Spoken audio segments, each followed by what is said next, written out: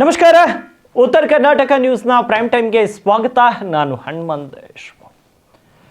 ನಾಳೆ 2025ರ ಬಿಹಾರ ವಿಧಾನಸಭಾ ಕ್ಷೇತ್ರದ ವಿಧಾನಸಭಾ ಚುನಾವಣೆಯ ಫಲಿತಾಂಶ ಹೊರಬೀಳಲಿದೆ. ನಾಳೆ ಬೆಳಗ್ಗೆಯಿಂದಲೇ ಮತ ಎಣಿಕೆ ಪ್ರಕ್ರಿಯೆ ಶುರುವಾಗಲಿದೆ. ಅದಾದ ಮೇಲೆ ಫಲಿತಾಂಶ ಹೊರಬೀಳುತ್ತೆ. ಯಾರು ಗೆಲ್ತಾರೆ, ಯಾರು ಸೋಲ್ತಾರೆ ಅನ್ನೋದು ನಾಳೆ ಬಿಹಾರದ ಬದಲಾವಣೆಯ ಭವಿಷ್ಯದ ನಾಯಕ ಯಾರು ಅಂತ ಗೊತ್ತಾಗಲಿದೆ. ಅತ್ಯಂತ ನಿಖರವಾದ ಅಂಕಿ ಅಂಶಗಳಿಗಾಗಿ ಪ್ರಸಿದ್ಧಿ ಪಡೆದಿರುವಂಥ ಈ ಸಮೀಕ್ಷೆ ಮತ್ತೆ NDA ಮೈತ್ರಿಕೂಟಕ್ಕೆ ಬಂಪರ್ ಭವಿಷ್ಯವನ್ನು ನುಡಿದಿದೆ. ಇಂಡಿಯಾ ಟುಡೇ ಚಾಣಕ್ಯ ಎಕ್ಸಿಟ್ ಪೋಲ್ನ ಪ್ರಕಾರ. ಹಾಗಿದ್ರೆ ತೇಜಸ್ವಿ ಯಾದವ್ ನೇತೃತ್ವದ ಮಹಾಗಠಬಂಧನ ಅಂದರೆ RJD ಪ್ಲಸ್ ಕೇವಲ ಒಂದು 80 ಸ್ಥಾನಕ್ಕಿಂತ ಕಡಿಮೆ ಸ್ಥಾನಗಳಿಗೆ ಸೀಮಿತವಾಗಲಿದೆ ಅಂತ ಅಂದಾಜಿಸಲಾಗಿದೆ.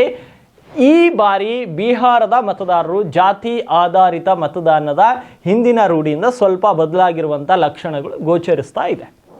ಹಾಗಿದ್ರೆ ಚಾಣಕ್ಯ ಅಂಕಿಅಂಶ ಟುಡೇ ಚಾಣಕ್ಯ ನಡೆಸಿದಂಥ ಸಮೀಕ್ಷೆಯ ಪ್ರಕಾರ NDA ಮೈತ್ರಿಕೂಟವು ಸುಮಾರು 160 ಸ್ಥಾನಗಳನ್ನು ಗೆಲ್ಲುವ ನಿರೀಕ್ಷೆ ಇದೆ.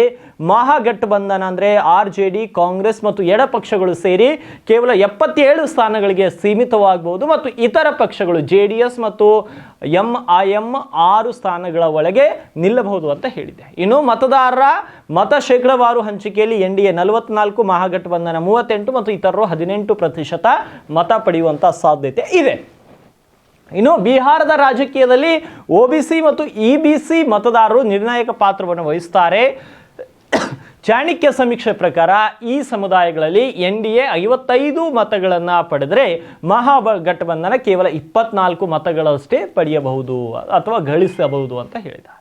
ಇನ್ನು ನಿತೀಶ್ ಕುಮಾರ್ ಅವರ ಸಾಮಾಜಿಕ ಯೋಜನೆಗಳು, ಮುಖ್ಯವಾಗಿ 7 ಪರಿಹಾರ ಯೋಜನೆಗಳು, ಕೇಂದ್ರದ ಕಲ್ಯಾಣ ಯೋಜನೆಗಳು ಈ ಮತದಾರರ ವಿಶ್ವಾಸವನ್ನ NDA ಪರ ತಿರುಗಿಸಿವೆ ಅಂತ ವಿಶ್ಲೇಷಕರು ಅಭಿಪ್ರಾಯವನ್ನು ಕೂಡ ಪಟ್ಟಿದ್ದಾರೆ. ಅದೇ ರೀತಿ ದಲಿತ ಮತದಾರರ ಬೆಂಬಲ ಈ ಬಾರಿ NDAಗೆ ಬಲವಾದ ಅಸ್ತ್ರವಾಗಿದೆ. ಯಾಕಂದ್ರೆ ದಲಿತ ಮತದಾರರು ಈ ಬಾರಿ NDA ಪರ ಬಲವಾಗಿ ನಿಂತಿದ್ದಾರೆ. ಟುಡೇ ಚಾಣಕ್ಯ ಸಮೀಕ್ಷೆ ಪ್ರಕಾರ NDA ದಲಿತ ಮತಗಳಲ್ಲಿ 58% ಮತಗಳನ್ನು ಪಡೆದರೆ ಮಹಾಗಠಬಂಧನ ಕೇವಲ 26% ಮತಗಳನ್ನು ಪಡೆದಿವೆ ಅಂತ ಹೇಳ್ತಾರೆ. ಇನ್ನು ನಿತೀಶ್ ಕುಮಾರ್ ಅವರ ಜನಪ್ರಿಯತೆ, ಕಲ್ಯಾಣ ಯೋಜನೆಗಳು ಮತ್ತು ಬಿಜೆಪಿ ನೇತೃತ್ವದ ಕೇಂದ್ರ ಸರ್ಕಾರದ ವಸತಿ ಹಾಗೂ ಅನಿಲ ಯೋಜನೆಗಳು ಈ ಮತದಾರರನ್ನ ಪ್ರಭಾವಿಸಿದವು ಅಂತ ವಿಶ್ಲೇಷಕರು ಹೇಳ್ತಾರೆ.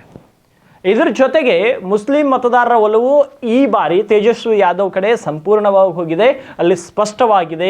ಸಮೀಕ್ಷೆ ಪ್ರಕಾರ ಮುಸ್ಲಿಂ ಮತಗಳಲ್ಲಿ RJD ಮತ್ತು ಮೈತ್ರಿಕೂಟ 69 ಮತಗಳನ್ನು ಪಡೆದರೆ NDA ಕೇವಲ 12 ಮತಗಳನ್ನು ಪಡೆದಿದೆ. ಇದರಿಂದ RJD ಅಲ್ಪಸಂಖ್ಯಾತ ಸಮುದಾಯದ ಮತಗಳು ಸ್ಥಿರ ಬೆಂಬಲ ನೆಲೆ ಎಂಬುದು ಸ್ಪಷ್ಟವಾಗ್ತದೆ. ಆದರೆ ಈ ಮತದಾರರ ಪ್ರಮಾಣ ರಾಜ್ಯದಲ್ಲಿ ಒಟ್ಟು ಮತದಾರರಲ್ಲಿ ಸೀಮಿತವಾಗಿರೋದ್ರಿಂದ ಇದು NDA ಒಟ್ಟಾರೆ ಮುನ್ನಡೆಯನ್ನು ಬದಲಾಯಿಸಲು ಆಗಿಲ್ಲ.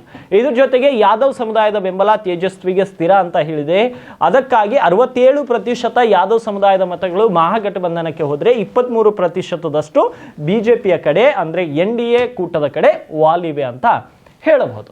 ಇದರ ಜೊತೆಗೆ ಲಾಲು ಪ್ರಸಾದ್ ಯಾದವ್ ಅವರ ಕುಟುಂಬದ ಈ ಸಮುದಾಯದ ಮೇಲಿನ ಪ್ರಭಾವ ಇನ್ನೂ ಬಲವಾಗಿದೆ. ಆದರೆ ಯಾದವರ ಹೊರತಾದ ಇತರೆ ಹಿಂದುಳಿದ ಸಮುದಾಯಗಳಲ್ಲಿ RJD ಪ್ರಭಾವ ಮಾತ್ರ ಕಡಿಮೆ ಆಗಿದೆ. ಹಾಗಿದ್ರೆ ಒಟ್ಟಾರೆ ಒಂದು ಅಂಕಿ ಅಂಶಗಳ ಲೆಕ್ಕಾಚಾರವನ್ನ ನೋಡೋದಾದ್ರೆ NDA ಅಂದ್ರೆ ಬಿಜೆಪಿ ಪ್ಲಸ್ JDO ಬಿಹಾರದಲ್ಲಿ ಒಟ್ಟು 160 ಸ್ಥಾನಗಳು ಗೆಲ್ಲುತ್ತೆ ಅಂತ ಅಂದಾಜಿಸಲಾಗ್ತಾ ಇದೆ. ಇನ್ನು ಮಹಾಗಠಬಂಧನ RJD ಪ್ಲಸ್ ಕಾಂಗ್ರೆಸ್ ಮತ್ತು ಎಡಪಂಥೀಯ ಪಕ್ಷಗಳು 77 ಸ್ಥಾನಗಳು ಗೆಲ್ಲಬಹುದು. ಇತರರು 6 ಸ್ಥಾನ. NDA ಮತ ಶೇಕಡಾವಾರು 44% ಇರುತ್ತೆ. RJDಯ ಮತ ಶೇಕಡಾವಾರು 38, ಇತರರು ಒಂದು 18% ಓಟ್ ಅನ್ನ ಪಡೆದುಕೊಳ್ತಾರೆ ಅಂತ ಇಂಡಿಯಾ ಚಾಣಕ್ಯ ಎಕ್ಸಿಟ್ ಪೋಲ್ ಪ್ರಕಾರ ಬಿಹಾರದ ಸ್ಥಿತಿಗತಿ ಈ ರೀತಿ ಇದೆ. ಆದರೆ ನಾಳೆ ಬೆಳಗ್ಗೆ ಫಲಿತಾಂಶ ಹೊರ ಬೀಳಲಿದೆ. ಸಾಯಂಕಾಲದ ತನಕ ಯಾರ ಸರ್ಕಾರವಾಗುತ್ತೆ ಅನ್ನೋದು ನಾಳೆ ನಿರ್ಧಾರ ಆಗಲಿದೆ. ಇನ್ನು ಮುಂದಿನ ಸುದ್ದಿ.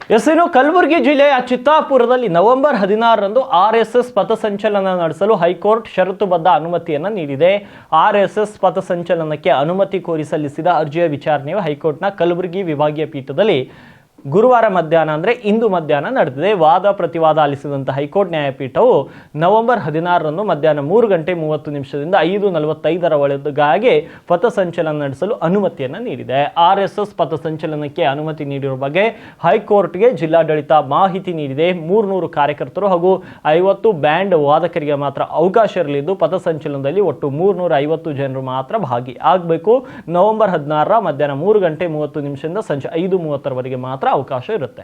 ಇನ್ನು ಪಥಸಂಚಲನಕ್ಕೆ ಅನುಮತಿ ಕೋರಿ RSSನ ಜಿಲ್ಲಾ ಸಂಘ ಚಾಲಕ ಅಶೋಕ್ ಪಾಟೀಲ್ ಸೇರಿದಂತೆ ವಿವಿಧ ಸಂಘಟನೆಗಳು ಸಲ್ಲಿಸಿದ ಅರ್ಜಿಗಳ ವಿಚಾರಣೆಯನ್ನ ಪೀಠ ಕಳೆದ ನವೆಂಬರ್ 7ರಂದು ಕೈಗೊಂಡು ಪ್ರತ್ಯಕ್ಷ ದಿನಾಂಕ ನಿಗದಿಪಡಿಸುವಂತೆ ಸರ್ಕಾರಕ್ಕೆ ಸೂಚಿಸಿತ್ತು. ಪ್ರತ್ಯಕ್ಷ ದಿನಾಂಕ ನಿಗದಿಯಾಗದಿದ್ರೆ ನ್ಯಾಯಾಲಯವೇ ತೀರ್ಮಾನಿಸಲಾಗುತ್ತೆ ಅಂತ ಪೀಠ ತಿಳಿಸಿತ್ತು. ಹೈಕೋರ್ಟ್ ಆದೇಶದಂತೆ ಮೊದಲು ಕಲಬುರಗಿಯಲ್ಲಿ ಶಾಂತಿ ಸಭೆ ನಡೆದಿತ್ತು. ಆದರೆ ಯಾವುದೇ ಒಮ್ಮತ ಮೂಡದೆ ಅದು ಅಶಾಂತಿಯಾಗಿ ಅಂತ್ಯವಾಗಿತ್ತು. ನಂತರ ಹೈಕೋರ್ಟ್ ಸೂಚನೆಯಂತೆ AJ ಶಶಿಕುಮಾರ್ ಶೆಟ್ಟಿ ಅವರು ಬೆಂಗಳೂರಿನ ಕಚೇರಿಯಲ್ಲಿ 2ನೇ ಶಾಂತಿ ಸಭೆ ನಡೆದಿದ್ದು ಅದು ಕೂಡ ಫಲಪ್ರದವಾಗಿದೆ ಅಂತ ಕಳೆದ ವಿಚಾರಣೆಯಲ್ಲಿ ತಿಳಿಸಲಾಗಿದೆ. ಬೆಂಗಳೂರಿನ ಸಭೆಯಲ್ಲಿ RSS ಮುಖಂಡರು ನವೆಂಬರ್ 13 ಅಥವಾ 16ರಂದು ಪಥಸಂಚಲನಕ್ಕೆ ಅವಕಾಶ ನೀಡುವಂತೆ ಪ್ರಸ್ತಾಪನೆ ಸಲ್ಲಿಸಿದ್ರು. ಇದರ ಹಿನ್ನೆಲೆ ಹೈಕೋರ್ಟ್ ಇಂದು ಮಧ್ಯಾಹ್ನ ವಿಚಾರಣೆ ನಡೆಸಿ ನವೆಂಬರ್ 16ರಂದು ಪಥಸಂಚಲನ ನಡೆಸಲು ಅಂತಿಮ ನಿರ್ಧಾರವನ್ನು ಕೈಗೊಂಡಿದೆ. ಅದಕ್ಕಾಗಿ ಕೋರ್ಟ್ ತೀರ್ಪಿಗೂ ಮುನ್ನವೇ ತಹಶೀಲ್ದಾರರು ಕೂಡ ಅನುಮತಿಯನ್ನ ಹೊರಡಿಸಿದ್ರು. ತಹಶೀಲ್ದಾರ್ ನೀಡಿದ ಷರತ್ತುಬದ್ಧ ಅನುಮತಿ ಪ್ರತಿಯನ್ನು ಇಂದು ನ್ಯಾಯಾಲಯಕ್ಕೆ ಅಡ್ವೊಕೇಟ್ ಜನರಲ್ ಸಲ್ಲಿಸಿದ್ದಾರೆ. ಹಾಗಾಗಿ ಏನು RSSನಲ್ಲಿ ಏನು ಚಿತ್ತಾಪುರದಲ್ಲಿ ಸಾಕಷ್ಟು ಕಾಂಟ್ರವರ್ಷಿಯಲ್ ಕ್ರಿಯೇಟ್ ಆಗಿತ್ತಲ್ಲಿ ಅದಕ್ಕೆಲ್ಲವೂ ಕೂಡ ನ್ಯಾಯಾಲಯ 16ರಂದು ಅವರಿಗೆ ಅವಕಾಶವನ್ನು ಕೊಟ್ಟಿದೆ.